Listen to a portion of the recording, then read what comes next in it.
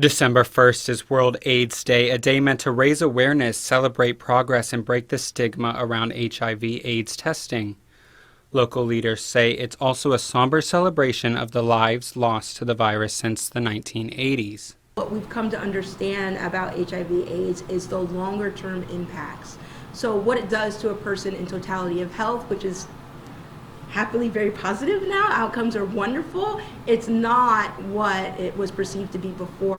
A lot has changed in the last 40 years since the start of the AIDS epidemic. What we've come to understand about HIV/AIDS is the longer-term impacts. So what it does to a person in totality of health, which is happily very positive now, outcomes are wonderful. It's not what it was perceived to be before. Dorothy Ballard, who heads the Oklahomans for Equality Center, says people living with the virus live longer, happier lives than they did in the 1980s. But she says the road to today was not easy. We also don't want people to lose just how deeply impacted our community and the world was by the advent of HIV/AIDS.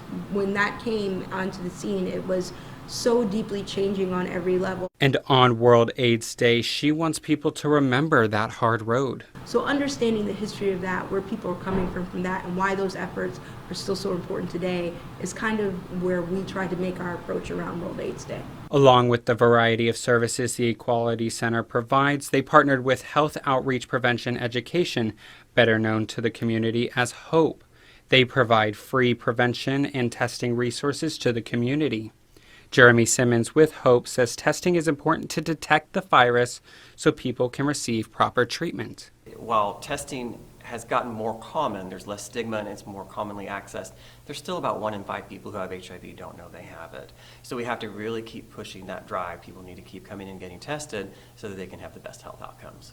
Founded in the 1990s, HOPE expanded its mission to offer more to the Tulsa community.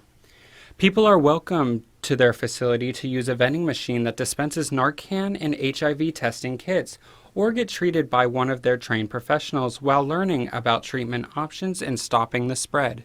Organizations like HOPE and the Equality Center use informational pamphlets to help educate the Tulsa community. Simmons tells me about 20% of HIV-positive people in Oklahoma are 24 and under. The rural communities seeing the most cases.